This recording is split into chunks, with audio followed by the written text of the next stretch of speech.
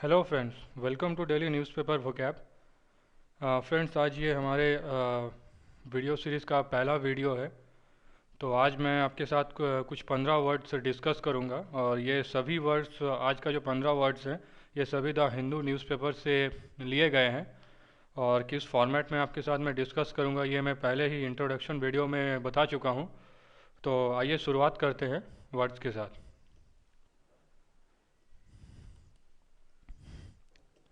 तो पहला वर्ड है इपिसोनेज। इपिसोनेज का इंग्लिश में मीनिंग होता है the systematic use of spies to get military और पॉलिटिकल सीक्रेट्स। और इसका मतलब है जासूस, यानी कि जासूसी करना। हिंदी में इसको जासूसी कहते हैं। और इसका सिनोनिम्स होगा आपका स्पाइंग या अंडर कवर वर्क। जैसे कि ये जो एक आर्टिकल आया था इसमें, जिसमें कहा जा रहा था कि पाकिस्तान के किस तरह से कुछ लोग जो हैं, या फिर इंडिया में ही कुछ लोग जो हैं, हमारे मिलिट्री बंकर्स जो हैं उसके स्पाई कर रहे थे, या उसका जो सीक्रेट इन्फॉर्मेशन है वो दूसरे देश में भेज रहे थे। तो उसी से ये रिलेटेड था। इसका रूट वर्ड जो है वो ईपी या फिर आई आएगा। तो ईपी जो है इसका रूट वर्ड है। इस ईपी का मतलब होता है on, upon, over, among, at, after, to, outside. तो जहाँ भी ईपी आएगा तो ईपी के बाद का जो वर्ड आएगा वो आपके वर्ड का मीनिंग को डिफर करेगा। बाकी ईपी का जो मतलब है ये इन्हीं चारों वर्ड में से ही आपका डिफर करेगा। तो ईपी से आप अंदाज़ा लगा सकते हैं कि इसका मतलब जो वर्ड आएगा इसका on, upon, over, among, at, after, to, outside, इसी से रिलेटेड कुछ आएगा। राइट फ्रेंड्स, इसका एक निमोनिक्स हमने बनाया है क्योंकि इसी से आपको वो जो है वर्ड यूज़ रहेगा। और ईपी में ही, ईपी सुनेज में ही स्पाई वर्ड एंगेज्ड है, तो मैंने लिखा है इसको ए स्पाई एंगेज्ड। राइट, तो ईपी से आप स्पाई याद कीजिए, ईपी सुनेज, तो ए स्पाई एंगेज्ड। राइट फ्रेंड्स, इसका सेंटेंस जो कि एडिटोरियल में दिया हुआ था वो कुछ इस तरह से था, Pakistan high commission staffer expelled for espionage. जैसे अभी कुछ ही दिन पहले पाकिस्तान के जो हाई कमिश्नर में से एक स्टाफ को इंडियन हाई कमीशन ने निकाल दिया था उनको, कि उनको लगा था कि ये स्टाफ इसमें एफिसनेज में शामिल है। राइट, आइए नेक्स्ट वर्ड अब देखते हैं। नेक्स्ट वर्ड है नियोलॉजिज्म। तो नियोलॉजिज्म का मतलब होता है न्यूली कॉइंड वर्ड और एक्सप्रेशन। और इसका हिंदी मीनिंग होता है नवनिर्मित प्रयोग। सीधे सी बात है, इस वर्ड का मीनिंग यह है कि जब कभी कोई पोएट या कोई राइटर किसी तरह की कोई वर्ड को डिस्कवर करते हैं या अपने पोएम या सोनेट में जब उसको इस्तेमाल करते हैं, तो उस तरह के जो वर्ड है, उस तरह का जो भाषा है, उसको हम नियोलॉजिज्म कहते हैं। इसका सिनोनिम्स होता है न्यू वर्ड या न्यू एक्सप्रेशन। ये इसका मीनिंग बहुत सिंपल है, लेकिन ये वर्ड शायद आपने ना सुना हो, इसीलिए हमने इसको उठाया है। इसका रूट वर्ड है नियो। नियो का मतलब ही होता है न्यू, न्यू, रिसेंट। तो वर्ड में ही नियो है, तो आपको ये पहचानने में ज़्यादा दिक्कत नहीं होगा। तो नियोलॉजिज्म, तो इसका निमोनिक्स भी हमने इसीलिए बनाया है नियो। Neo means new. तो इसका ज़्यादा आपको याद करने की इसमें है भी नहीं, क्योंकि नियो से ही न्यू। तो न्यू का जो रूट वर्ड होता है वो उसका मतलब होता है न्यू या रिसेंट। एडिटोरियल में एक सेंटेंस था, और सेंटेंस इस तरह से था, our foreign policy is entering an age of neologism. हमारी जो फॉरेन पॉलिसी है एक नए दौर के अंदर जा रही है। तो इसका एक ये भी एक सेंस है, जो हमारी फॉरेन पॉलिसी एक नए दौर की तरफ जा रही है। आइए अब नेक्स्ट वर्ड देखते हैं। नेक्स्ट वर्ड है स्कटल। स्कटल का मतलब होता है, स्कटल का दो दो या तीन मीनिंग होते हैं। तो आप इसमें से मैं दो मीनिंग यहाँ पे आपको दिया हुआ है, जिससे आप मैक्सिमम जगह पे जिस तरह से इसको यूज़ किया जाता है। तो स्कटल का मतलब होता है metal container with A handle, और जो कि यूज़ किया जाता है किसी कोल को स्टोर करने के लिए घर में, जैसे डोमेस्टिक फायर के यूज़ करने के लिए। आपने देखा होगा स्टेशन या प्लेटफॉर्म वगैरह में जो चाय बेचते हैं, चाय के नीचे उन्होंने एक लोहे का या किसी तरह का मेटल का बर्तन लगाया होता है, उसमें कोयला होता है जो कि जलता हुआ रहता है, जिससे चाय गर्म होती रहे। तो वो जो कंटेनर होता है जिसमें चाय गर्म होती है उसको स्कटल कहते हैं। राइट फ्रेंड, तो इस कटल का एक और मीनिंग होता है रन हरिडली और फ्यूरिटिवली विथ शॉर्ट और क्विक स्टेप। यानी कि अगर कोई गलत काम आपने किया है या कुछ छुपाने की आप कोशिश कर रहे हैं, तो आप जल्दी जल्दी भागेंगे उस जगह से। तो ये एक मीनिंग होता है इस कटल का, यानी कि हरी अप। और इसका हिंदी मीनिंग जैसे कि हमने बताया, कोयला रखने की कटोरी, या फिर बर्बाद करना। बर्बाद करने का मतलब आप कुछ गलत काम कर रहे हैं या कुछ कर रहे हैं, तो उससे आप दूसरे को देख के भाग रहे हैं। तो ये भी एक मीनिंग होता है इस कटल का। और इसका सिनोनिम्स होता है स्क्रैम्पर या फिर ओपनिंग। तो स्कैम्पर जो है वर्ड, ये थोड़ा नया वर्ड है, तो इसका मीनिंग जो है सेम है। स्कैम्पर का मतलब बर्बाद करना या धोखा देना या डिस्ट्रॉय करना, राइट। तो स्कैम्पर इसका मीनिंग है। इसका निमोनिक्स हमने बनाया है SCUTLE। If there is happening to be cut in the ship it will sink, यानी कि कोई जहाज है, ठीक है, जहाज में अगर किसी तरह का भी कट लगेगा तो आप समझ सकते हैं कि कोई जहाज में अगर कट लगा तो एस से आप शिप बना लीजिए, कट से आप कट बना लीजिए, तो यानी कि शिप में अगर कट लगा तो क्या करेगा, वो डूब ही जाएगा। तो आप समझ सकते हैं कि शिप में अगर कट लगा तो डूब गया। तो आप उससे याद रखिए कि निमोनिक्स, ये एक निमोनिक्स टाइप का बन जाएगा कि शिप में अगर कट लगेगा तो डूब जाएगा, यानी कि वो बर्बाद हो जाएगा। तो सेंटेंस उसका इस तरह से था एडिटोरियल में, the mission to scuttle Osirak had been planned for over a year and was cleared by Menachem and Bing.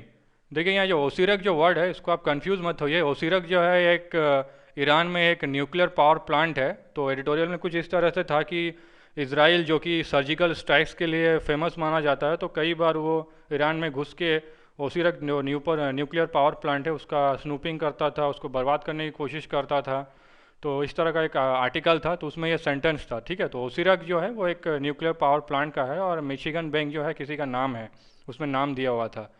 तो सेंटेंस यही कह रहा है, तो मिशन टू स्कटल यानी कि बर्बाद करने का, जो न्यूक्लियर पावर प्लांट को जो बर्बाद करने का जो प्लान था वो बहुत पहले ही रचा गया था, ठीक है। किसके द्वारा? मिशिगन बिंग, यानी क्लियर्ड बाई मिशिगन बिंग, ठीक है। आइए नेक्स्ट वर्ड क्यों चलते हैं। नेक्स्ट वर्ड है एम्ब्रॉयल्ड। एम्ब्रॉयल्ड का मतलब होता है इन्वॉल्व, यानी कि किसी तरह के झगड़े में इन्वॉल्व होना, यानी कि involve deeply in an argument, conflict और डिफ़िकल्ट सिचुएशन, या फिर हिंदी में आप कह सकते हैं घपला करना या झगड़ा करना, मतलब किसी तरह का एक अलग तरह का सिचुएशन जिसमें आपको नहीं पढ़ना चाहिए, यानी कि झगड़ा या घपला इस टाइप का करना। और इसका सिनोनिम्स होता है इन्वॉल्वमेंट, यानी कि इन्वॉल्व हमने लिखा है यहाँ पे, involvement in any wrong type of act, इस तरह का। एंटेंजल होता है, एंटेंजल आप याद रखिएगा, एंटेंजल का मतलब भी सेम होता है, घपला झगड़ा इस तरह का। एंसनेयर, ये वर्ड आपके लिए नया हो सकता है, एंसनेयर। एंसनेयर का मतलब भी झगड़ा या घपला ही होता है। इसका एक रूट वर्ड था, इसीलिए हमने यहाँ लिखा है EM या EN। EM या EN जहाँ भी आएगा इसका मतलब होता है इनटू, कवर, कॉज। अब इसके बाद का जो वर्ड है वो पूरे सेंटेंस को आपको डिफाइन जरूर करेगा, लेकिन EM और EN जो है ये इसका रूट वर्ड है, और ये EM और EN जो है ये ग्रीक वर्ड है, इसीलिए ग्रीक वर्ड है, इसीलिए इसको आप याद रखिएगा, इसका रूट वर्ड है। इसका निमोनिक्स हमने बनाया है I am engage in brawl. तो यहाँ पे वर्ड में ही एम्ब्रॉयल्ड है, तो ब्रॉल का मतलब तो बहुत सिंपल सा मीनिंग आपको मालूम है कि झगड़ा। तो ब्रॉल का मतलब आप याद रखिए, ब्रॉल का मतलब झगड़ा। तो इसका निमोनिक्स आप याद रखिए I am engage in brawl. I am से EM से आप IM बना लीजिए, और एंगेज इन ब्रॉल, ब्रॉल मतलब झगड़ा करना। इसका सेंटेंस कुछ इस तरह से था, there was only one French casualty so stunned were the Iraqis as that time embroiled in an intermediate war with Iran. यानी कि ऐसा कह रहा है कि जब फ्रेंच और इराक के बीच में कुछ झगड़ा हुआ था या फिर वॉर टाइप का सिचुएशन बना था, तो फ्रेंच को एक भी कैजुअलिटी नहीं हुआ था। इससे इराकी जो है वो सत्ते में, स्टंड का मतलब सत्ते में आ जाना, तो इससे इराकी सत्ते में आ गए थे, जिससे जो है उनमें एक झगड़े की स्थिति क्रिएट हो गई थी, जिससे वार तरह का सिचुएशन तैयार हो गया था दोनों देशों के बीच। तो ये एक सेंटेंस था, और उसी आर्टिकल में, इस सेंटेंस में ये वर्ड यूज़ किया गया है। आइए हम नेक्स्ट वर्ड की ओर बढ़ते हैं। नेक्स्ट वर्ड है एकोलिट्स। एकोलिट्स का मतलब होता है person assisting A priest in a religious service और प्रोसेसन, यानी कि सिंपल सा वर्ड है पादरी का सहायक। यानी कि कोई भी रिलीजियस पर्सन है, चाहे मंदिर है, चाहे मस्जिद है या चर्च है, कहीं भी है, उनका एक सहायक सा होता है या उनका एक असिस्टेंट या हेल्पर होता है, उनको हम एकोलिट्स कहते हैं, ठीक है। तो ये वर्ड सिंपल है, इसका मीनिंग सिंपल है। हमने ये वर्ड उठाया क्योंकि हो सकता है कि कहीं भी किसी रीडिंग कंप्रेंशन या क्लोज टेस्ट वगैरह में आपको ये वर्ड मिल जाए। तो इसका सिनोनिम्स होता है असिस्टेंट या हेल्पर। इसका निमोनिक्स थोड़ा फनी सा है, इसलिए हम इसको यूज़ किया ताकि आपको याद रह जाए। इसका निमोनिक्स कुछ इस तरह से होगा, एक कोलू लाइट लेके आ। तो कोलू मान लीजिए कोई आपका असिस्टेंट है, ठीक है, आप इसको ले लीजिए, कोलू आपका कोई असिस्टेंट है, उसको आप कह रहे हैं कोलू लाइट लेके आ, ठीक है। तो यहाँ पर जैसे एकोलिट्स है, तो एक कोलू लाइट लेके आ, इसको आप याद कर लीजिए, बस कैसे भी आपको याद होना चाहिए, ठीक है। अब सेंटेंस इसका इस तरह से था, the mention of Israel may have only been a passing reference to an audience of the Bharatiya Janata Party acolytes on whom the significance must have been largely lost। देखिए सेंटेंस थोड़ा सा बड़ा है, तो आपको इस सेंटेंस का आदी होना पड़ेगा, क्योंकि इसी तरह के सेंटेंस आते हैं। तो यहाँ पर आपको कह रहा है कि जो इज़राइल का जो मतलब एग्जाम्पल जो भारतीय जनता पार्टी दे रहे हैं, हालांकि में जो अभी रिसेंटली सर्जिकल स्ट्राइक हुआ था उसके बाद एक्वलिट्स यानी कि आप प्रवक्ता कह सकते हैं एक तरह से, भारतीय जनता पार्टी के जो प्रवक्ता हैं वो लोग इज़राइल का एग्जाम्पल दे करके इस चीज़ को बताने की कोशिश कर रहे हैं कि किस तरह का ये एक सिग्निफिकेंस है। लेकिन ये यहाँ पे इस वर्ड का सेंटेंस का मीनिंग है कि बार बार इजराइल का सिग्निफिकेंस दे करके भारतीय जनता पार्टी के प्रवक्ता इस चीज़ की जो सिग्निफिकेंस है उसको बर्बाद करने पे लगे हुए हैं। ये एक सिंपल सा इसका मीनिंग है इस सेंटेंस का, राइट। आइए अब नेक्स्ट वर्ड की चलते हैं। नेक्स्ट वर्ड है पैंजेरिक। पैंजेरिक का मतलब है पब्लिक स्पीच और पब्लिक स्पीच और publish text in praise of someone और समथिंग, यानी किसी का आप प्रेज कर रहे हैं, सराहना कर रहे हैं, कहीं पे भी किसी मंच से किसी के बारे में अच्छी अच्छी बातें बोल रहे हैं तो उसको हम पैंजेरिक कहेंगे, राइट। और इसका सिनोनिम्स होता है यूलॉजी और एक्लेमेशन। एक्लेमेशन को याद रखिएगा, इसका मीनिंग होता है किसी का प्रशंसा करना या सराहना करना। सेम थिंग यूलॉजी में भी इसका सेम वर्ड है, सराहना करना है, किसी का प्रशंसा करना। तो निमोनिक्स भी इसका बहुत इजी सा है, इसको आप याद कर सकते हो। देखिए वर्ड में ही है पैंजेरिक, तो आप याद रखिए कि पेन प्लस जेरी, ठीक है। तो जेरिक से आप जेरी याद रखिए, pen plus Jerry. When Jerry helps Tom over owner, Tom offers pen to Jerry and sir this ये फॉर्मल प्रेज है, तो आप पेंजेरिक से याद रखिए पेन जेरी। तो ऑब्वियसली जब जेरी आपको पेन देगा, जब जेरी टॉम को पेन देगा तो टॉम हैप्पी होगा, उसका सराहना करेगा, राइट।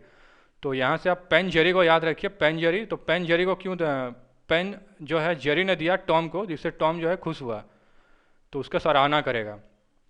तो आप इसको याद रखिए। सेंटेंस कुछ इस तरह था, अभी हाल ही में हुआ था जो China's panegyric after the BRICS summit in Goa on Pakistan fight against terrorism. तो चाइना ने इतना सब कुछ होने के बाद भी अभी हाल ही में ब्रिक्स समिट हुआ था गोवा में, उसके बाद भी उन्होंने कहा कि पाकिस्तान जो है टेररिज्म का अभी तक टेररिज्म के अगेंस्ट फाइट कर रहा है, ऐसा चाइना ने कहा। अब हकीकत क्या है तो सब जानते हैं। खैर चाइना अभी अभी भी सराहना करता है कि पाकिस्तान जो है टेररिज्म के खिलाफ लड़ रहा है।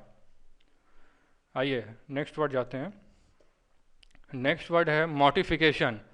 मॉर्टिफिकेशन का मतलब है ग्रेट एम्बरेसमेंट एंड सेम, यानी कि शर्मिंदगी महसूस होना। हिंदी में इसका मीनिंग है शर्मिंदगी, यानी कि बहुत बुरा लगना, या आपको किसी चीज़ से शर्मिंदगी हो रही है या किसी सिचुएशन में शर्मिंदगी होना।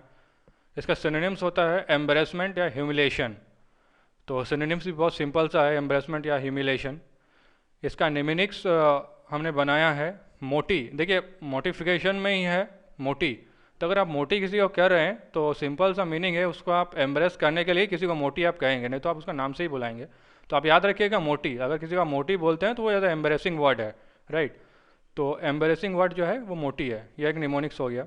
सेंटेंस इस तरह से था, it was the equivalent of the host having to suffer the mortification of being lectured at the dinner table by a privileged guest। इस सेंटेंस का इजी मीनिंग हिंदी में है कि अगर आप किसी खाने के टेबल में बैठे हैं, कोई जानकार गेस्ट या कोई प्रभुत्व व्यक्ति आपके टेबल में बैठ गया और आपको लेक्चर दे रहा है ऐसा करना चाहिए वैसा करना चाहिए, तो आपको डेफिनेटली शर्मिंदगी होगी या फिर आपको बुरा लग सकता है। एक तरह शर्मिंदगी का सिचुएशन आप समझ सकते हैं कि कोई आपको लेक्चर दे रहा है कि आपकी जॉब लगी या नहीं लगी, कोई प्रभुत्व व्यक्ति बैठ के आपके खाने के टेबल पे, तो इस तरह का सिचुएशन उसको आप मोटिफिकेशन कहेंगे। आइए नेक्स्ट वर्ड में जाते हैं। नेक्स्ट वर्ड है इन्यूडो। इन्यूडो का इंग्लिश मीनिंग होता है एन एल्यूसिव और ऑब्लिक रिमार्क और हिंट, टिपिकली ए सजेस्टिव और डिस्पैरेजिंग वन, यानी कि परोक्ष वचन और इशारा। यानी किसी को आप कुछ खराब बात बोलते हैं या कुछ परोक्ष वचन बोलते हैं, यहाँ पर किसी तरह को बुरी तरह की बातें आप बोलते हैं किसी के बारे में, या किसी को बुरी तरह से इशारा करते हैं, तो उसको आप इन्यूडो कहेंगे। इंग्लिश में उसको इन्यूडो कहेंगे। उसका सिनोनिम्स होता है हिंट, सजेशन या इंसिनुएशन। इंसिनुएशन का मतलब भी वही सेम होता है कि किसी को इशारा करना किसी भी तरह से, या परोक्ष वचन बोलना, या किसी तरह की ऐसा वर्ड बोलना जिससे उनको अच्छा ना लगे, तो इसको भी इंसिनुएशन बोलते हैं। इसका निमोनिक्स है, जब से बनाया है, इस सेल्समैन ने लड़की छेड़ी तो इसीलिए उसे अंडे पड़े। तो इसीलिए से आप इन्यू याद कीजिए और उंडे से आप उसे याद कर लीजिए। आप किसी लड़की छेड़ेगा तो अंडे तो पड़ेंगे ही, तो इस सेल्समैन ने लड़की छेड़ी, इन्यू उंडे, उसलिए उंडे का मतलब है उसे एग्स मारे, ठीक है। तो इन्यू से आप इसलिए याद कीजिए, उंडे से उसे। तो इन्यू उंडे आपको जब याद आएगा तो इन्यू से आपको इसलिए याद आना चाहिए, और उंडे से आपको उसी लिए, और हिंदू उंडे होगा तो एग्स मारा, किसको मारा? सेल्समैन को, क्योंकि उसने लड़की छेड़ी। और सेंटेंस कुछ इस तरह से था, the throwaway nature of the remarks bring into question how much of this is innuendo, how much bluster and how much doctrine। अभी देखिए फ्रेंड, इसमें ब्लस्टर वर्ड है, तो ब्लस्टर का मतलब मैं बता देता हूँ हिंदी में। ब्लस्टर का मतलब होता है धमकी, किसी को धमकी देना। और डॉक्टरिन का मतलब होता है सिद्धांत। अब सिद्धांत बुरा भी हो सकता है और अच्छा भी हो सकता है, अब किसी भी तरह का सिद्धांत हो सकता है। तो इसका हिंदी मीनिंग इस सेंटेंस का है, जो वर्ड आपने, जो रिमार्क आपने दूसरे पर किया, उसमें सोचने, रिमार्क्स, उसमें देखने वाली बात यह है कि कितना इसमें परोक्ष वचन है, कितना इशारा है, कितना धमकी है, कितना सिद्धांत है। इस सेंटेंस का मीनिंग यही है। ये सेंटेंस एक आर्टिकल, यानी कि प्रस्पेक्टिव एडिटोरियल जो होता है आपका द हिंदू में, उस टाइप का एक आर्टिकल दिया हुआ था, उसमें से ये वर्ड निकल के आया था। आइए एक नए वर्ड में चलते हैं। नया वर्ड है मॉलीकॉडल्ड। मॉलीकॉडल्ड का मतलब होता है treat someone in A indulgent और ओवर प्रोटेक्टिव वे, यानी कि बहुत ज़्यादा ध्यान देना, किसी को अत्यधिक ध्यान देना।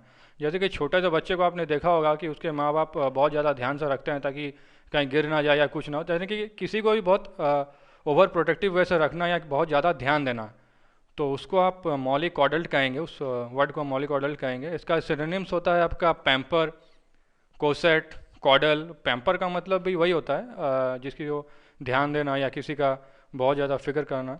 तो कॉसेट और कॉडल्ड, कॉसेट आपके लिए नया वर्ड हो सकता है, कॉडल भी हो सकता है। तो इस मीनिंग का, इसका दोनों का मीनिंग जो है सेम है, अत्यधिक ध्यान देना, राइट। इसका निमोनिक्स होता है मॉली। अब निमोनिक्स बनाया हमने अभी, तो मॉली होता है। मॉली आप याद रखिए, मॉली है to calm down the kid. अब कॉडल का जो है, किड से आप कॉडल याद रखिए, और मॉली का मतलब है to calm down the kid. Molly to calm down the kid. Coddle से आप किड को याद रखिए, मॉली का मतलब to calm down the kid. अगर आप बच्चे को दुलार करेंगे, तो बच्चे को अगर आप चुप कराने के लिए, तो कॉडल से आप किड का याद रखिए, तो इसको अत्यधिक ध्यान देना। सेंटेंस इसका इस तरह से था, how do we square this with the orchestrated campaign of the Hurriyat somehow being mollycoddled with the government largesse. अभी देखिए कि यहाँ नया वर्ड आया है ऑर्केस्ट्रेट। इसका मतलब होता है करवाया। ऑर्केस्ट्रेट का मतलब होता है करवाया, और लार्जेस का मतलब होता है, यानी कि गवर्नमेंट लार्जेस का मतलब क्या रहा है कि जैसे गवर्नमेंट में कोई बड़े पोस्ट में कोई बैठे हुए हैं, कोई नेता मंत्री हैं गवर्नमेंट के, जो जिसमें डिसीजन लेने की बहुत ज़्यादा पावर है, तो उसको गवर्नमेंट लार्जेस कहते हैं। तो सेंटेंस का मीनिंग ये हो गया, how do we square this with the orchestrated campaign of the Hurriyat somehow being mollycoddled with the government largesse. इसका मतलब यह है कि जैसे कहीं पे भी जो हुर्रियत जो है अपना कैंपेन वगैरह करता है या कुछ भी करता है, वो बिना किसी गवर्नमेंट, उस जगह के बिना किसी गवर्नमेंट लार्जेस या बिना किसी प्रभुत्व व्यक्ति के द्वारा संभव नहीं है। क्योंकि अगर गवर्नमेंट इसमें साथ नहीं देगी तो इतना बड़ा जो है सम्मेलन या इतना बड़ा कैंपेन करना उनके लिए संभव नहीं है। तो कहीं ना कहीं हो सकता है कि ये मतलब एडिटोरियल से ही लिया हुआ है, कहीं ना कहीं वहाँ के जो गवर्नमेंट लार्जेस हैं शामिल हो सकते हैं, ऐसा उस एडिटोरियल में कहा गया था, राइट फ्रेंड। आइए अब नेक्स्ट वर्ड के चलते हैं। नेक्स्ट वर्ड है इंट्रिग्यूइंग। इंट्रिग्यूइंग का मतलब होता है अराउजिंग वंस क्यूरियोसिटी और इंटरेस्ट और फैसिनेटिंग, यानी कि लुभावना चीज़, कोई भी चमकीला चीज़ जिसको बच्चे देख के आकर्षित होते हैं या आप देख के आकर्षित होते हैं, कोई अच्छी चीज़ जिसको आप पाने की कोशिश करते हैं, तो वो होता है इंट्रिग्यूइंग। इसका सिनोनिम्स होता है अट्रैक्ट, फैसिनेट या ल्योर। तो अट्रैक्ट या फैसिनेट अब तभी होते हैं जब वो कोई चीज़ लुभावना होता है, तो उसका मीनिंग होता है इंट्रिग्यूइंग। ये इसका सिनोनिम्स है, अट्रैक्ट, फैसिनेट और ल्योर। इसका निमोनिक्स हमने बनाया था, देखिए एंट्री में ही है इंटरेस्ट, एंट्री में ही है आपका इंटरेस्ट। आप एंट्री से इंटरेस्ट याद रखिए, entry to watch the six of going, तो गोइंग से आप गांगुली को याद रखिए, entry to watch the six of Ganguly, ठीक है। तो आपका एंट्री से हो गया इंटरेस्ट और गोइंग से हो गया गांगुली। अब गांगुली का आपको क्या देखने में मज़ा आता है? सिक्स, तो entry to watch the six of Ganguly, ठीक है फ्रेंड्स। तो इसको आप याद रखिए, एंट्री गोइंग, एंट्री मतलब इंटरेस्ट है आपको to watch the six of Ganguly, यानी कि गोइंग। सेंटेंस हो गया, it is intriguing that mister Mistry has listed so many facts and figures to prove that the group was not anywhere near a turnout even after his 4 year stint at the helm of affair। अब helm का मतलब क्या है friends? Helm का मतलब है संचालन, helm का मतलब होता है संचालन करना। तो इट इज़ इंट्रिग्यूइंग दैट, ये इंट्रिग्यूइंग का यहाँ पे जो मीनिंग है ये बहुत मतलब ये है, जानना मतलब जानने वाली बात है। आप कहते हैं ना कि बहुत ज़्यादा आश्चर्य वाली बात है या जानने वाली बात है। मिस्टर मिस्त्री आप जानते हैं कि ये टाटा ग्रुप के एक बहुत बड़े पोस्ट में थे, जिनको अभी अभी हटा दिया गया है किसी भी कारण से। तो ये जानने वाली बात है। मिस्टर मिस्त्री जो है, इतने इतने सारे फैक्ट्स और फिगर्स 4 साल के काम करने के दौरान भी अभी तक 4 साल के काम करने के दौरान या संचालन के दौरान भी अभी तक किसी को पता नहीं चला, या अभी तक ये छुपा हुआ था। ये यहाँ कहने का सेंटेंस मतलब सेंस जो है, ये यही सेंस है इसमें। मिस्टर मिस्त्री जो है ये एक टाटा ग्रुप के बड़े पोस्ट में थे। और इंट्रीगोइंग का मतलब है एक आश्चर्यचकित कोई वर्ड या कोई कुछ जानना या लुभावना, इस तरह का। आइए नेक्स्ट वर्ड में चलते हैं। नेक्स्ट वर्ड है ब्रोहा। ब्रोहा जो है एक बहुत ही नया वर्ड है। इस वर्ड को आपने पहले कभी देखा नहीं होगा या सुना नहीं होगा, क्योंकि अभी हाल ही में ये हर जगह चर्चा में आया था, ब्रोहा। ए नॉइजी एंड इसका मीनिंग है noisy and over excited reaction और रेस्पॉन्स टू समथिंग। इसका हिंदी मीनिंग है हो हल्ला, ब्रोहा। तो इसका सिनोनिम्स आप लिख सकते हैं अप्रोर या डिस्टर्बेंस। देखिए जो वर्ड है, वर्ड में ही है हा हा, राइट। तो आप लिख लीजिए ब्रो, फालतू में हा हा मत कर। तो ब्रो से तो आप ब्रो कर लीजिए, और हा हा से आप समझ लीजिए कि हल्ला कर रहा है। अब कोई हल्ला करेगा तो आप उसको कहेंगे ब्रो, फालतू में हा हा मत कर। तो एक निमोनिक से आपको आसानी से याद भी हो जाएगा। इसका सेंटेंस कुछ इस तरह से था, the ब्रोहा over the surgical strikes across the line of control. तो इसका सेंटेंस हमने इसको छोटा कर दिया, कुछ समझने के आसानी होगी इसलिए। तो जो ब्रोहा यानी कि जो हल्ला हो रहा है surgical strikes over the line across the line of control, यानी कि लाइन ऑफ कंट्रोल यानी कि बॉर्डर में जो अभी सर्जिकल स्ट्राइक हुआ है उसके ऊपर बहुत हो हल्ला हो रहा है। यह इस सेंटेंस का मीनिंग है। आइए नेक्स्ट वर्ड देखते हैं। नेक्स्ट वर्ड है टेंटामाउंट। टेंटामाउंट का मतलब होता है being essentially equal to something, यानी कि बराबर, इक्वल, दोनों तरफ सिमिलर, दोनों तरफ से बराबर। तो इसका सिनोनिम्स होता है इक्वल टू। तो इसका हमने ज़्यादा सिनोनिम्स दिया नहीं है क्योंकि बहुत आसान सा वर्ड है। बस ये वर्ड जो अभी नया हुआ है इसका मीनिंग आपको देना था, जानना है आपको ये वर्ड। इसका निमोनिक्स भी बहुत इजी है। तो टेंटामाउंट को हमने बनाया है 10 amount samosa eaten by Tom and Jerry, right friend. तो 10 यहाँ पर लिखा ही हुआ है टेंटामाउंट में 10, और ये टी ए है 10 अमाउंट, माउंट तो यहाँ है ये। तो 10 amount samosa eaten by Tom and Jerry. तो 10 मतलब दोनों ने बराबर 10 समोसे खा लिए टॉम एंड जेरी ने। तो 10 अमाउंट हो गया आपका। और यहाँ सेंटेंस आप याद रखिए, या सेंटेंस आप देख लीजिए। Jeevan Reddy's observation that fighting election on the plank of religion is tantamount to eroding the country's secular fabric. तो जीवन रेड्डी, जहाँ तक मुझे याद है एडिटोरियल में था कि जीवन रेड्डी जो है कि सुप्रीम कोर्ट के जज हैं। मैं श्योर नहीं हूँ, लेकिन आप देख लीजिएगा। लेकिन जहाँ तक मुझे याद है जीवन रेड्डी जो है सुप्रीम कोर्ट के जज हैं।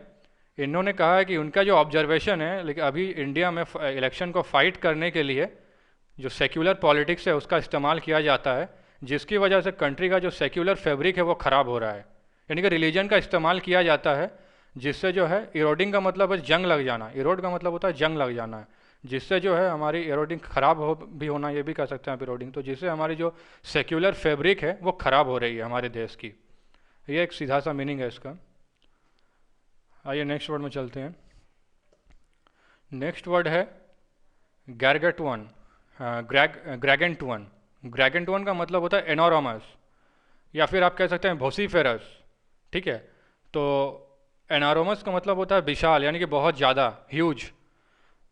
इसका मीनिंग होता है विशाल। इसका सिनोनिम्स होता है, मैंने लिखा है यहाँ अभी 3 वर्ड है, कॉस्मिक, ट्रेमेंडस, जाइंट। तो ये तीनों वर्ड आप वाकिफ होंगे। कॉस्मिक का मतलब होता है जैसे कि आप किसी सेलेस्टियल बॉडी को आप कहते हैं कि तारे, तारे जैसे आप गिन नहीं सकते हैं, तो वो कॉस्मिक होता है, यानी कि बहुत ज़्यादा होते हैं, बहुत विशाल भी होते हैं। तो उसको आप किसी भी सेंस में इस्तेमाल कर सकते हैं। कॉस्मिक का मतलब है किसी सेलेस्टियल चीज़ से जुड़ा हुआ, जिसको आप काउंट नहीं कर सकते या जो बहुत विशाल है। फिर होता है ट्रिमेंडस। ट्रिमेंडस का मतलब बहुत ज़्यादा मात्रा में। जाइंट का मतलब यानी कि बहुत बड़ा, बहुत विशाल आकार का, उसको हम जाइंट कहते हैं। तो इसका निमोनिक्स हमने बनाया है, देखिए ग्रैगेंटवन। ग्रैगेंटवन में गैंग है, राइट फ्रेंड। तो आप समझ, और टवन ग्रैगेंट एंट है इसमें, तो आप समझ लीजिए गैंग ऑफ एंट, ठीक है। तो अब एंट निकलती है तो 10-20 के ग्रुप में निकलती है। तो एंट का एक बहुत बड़ा ग्रुप, तो 10-20 होगा तो उसका ग्रुप हो गया, और एंट का बहुत बड़ा ग्रुप। तो गैंग ऑफ एंट, ग्रैगेंटवन। तो gang of ant, gang and टूअन, आप इसको याद रखिए, गैंग एंड टूअन, गैंग ऑफ एंट्स। इसका सेंटेंस इस तरह से है, this is not very different from the Gargantuan tasks that our founding fathers faced in unifying 565 princely state into the Republic of India। यानी कि यहाँ कह रहा है, या एक पर्सपेक्टिव, एक एडिटोरियल था, उसमें दिया हुआ था कि किस तरह से हमारे जो फाउंडिंग फादर्स है उन्होंने, देखिए पहले जो है 565 प्रिंसली स्टेट हुआ करते थे, इस तरह से मतलब इंडिया एक तरह से जुड़ा नहीं हुआ था, तो उसको बाद में नाम दे करके ये करके उसके बाद एक रिपब्लिक ऑफ इंडिया बना था आज़ादी के पहले।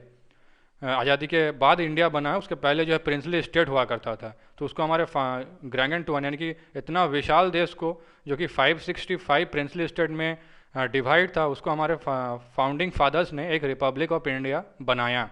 ये सोचने वाली बात है। और इसका नॉट वेरी डिफरेंट मतलब किस तरह से आप इसको सोचेंगे, नॉट वेरी डिफरेंट यानी कि आप सबको पता है, ये कहने का मतलब इसमें। आइए अब नेक्स्ट वर्ड में चलते हैं। नेक्स्ट वर्ड है एस्पर्सन।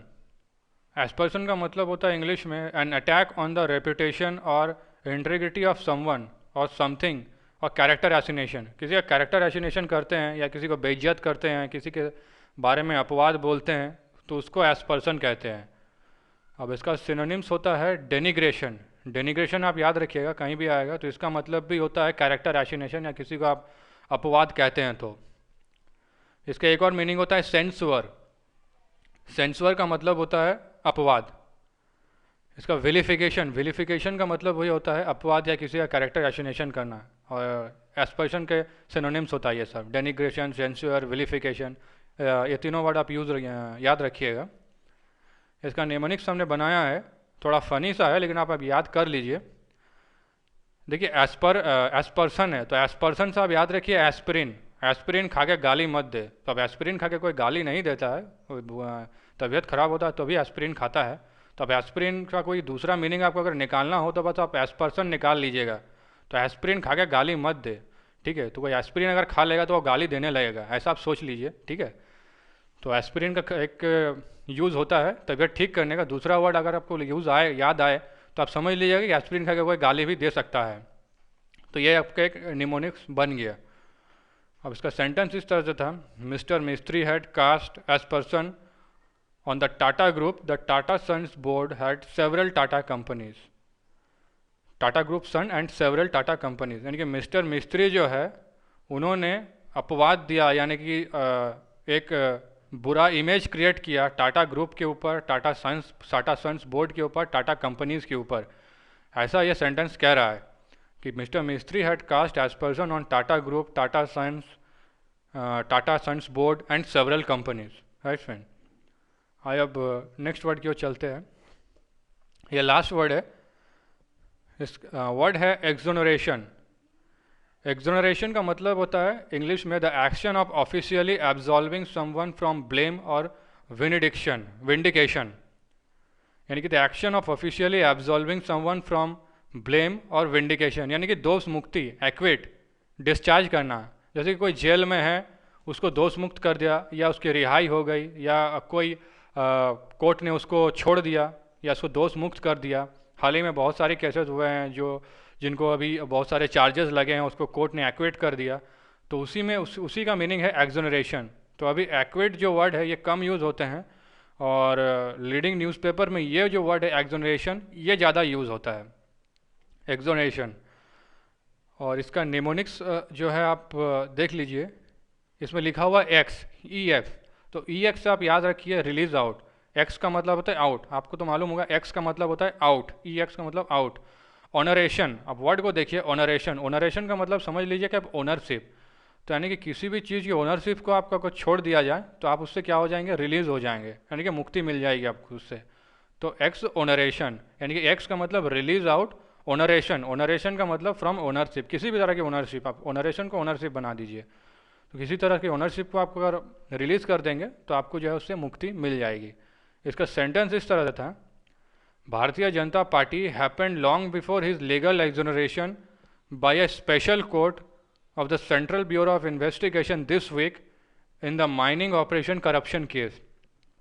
देखिए माइनिंग ऑपरेशन करप्शन केस एक आया था जो कि सीबीआई जांच कर रही है, तो उसमें भारतीय जनता पार्टी के लोग ये कह रहे हैं कि भारतीय जनता पार्टी, अब इसमें कौन इन्वॉल्व है नहीं है ये तो अब बाद में ही पता चलेगा, लेकिन इसमें कहा यह जा रहा है इस सेंटेंस में कि भारतीय जनता पार्टी के लोग कह रहे हैं इसमें कि सीबीआई जो है और एक्सोनरेशन बाय स्पेशल कोर्ट, यानी कि जो इसकी जो मुक्ति है माइनिंग ऑपरेशन के करप्शन केस के बाद, इसने बहुत पहले ही कर दिया गया जिसका लीगल एक्सोनरेशन, ठीक है, स्पेशल कोर्ट द्वारा, यानी special court of CBI this week in the mining of operation, ये बहुत पहले ही कर गया था, यानी कि भारतीय जनता पार्टी बनने से पहले ये माइनिंग ऑपरेशन का करप्शन केस आया था और उससे पहले ही इसको दोष मुक्ति करार दे दिया गया था।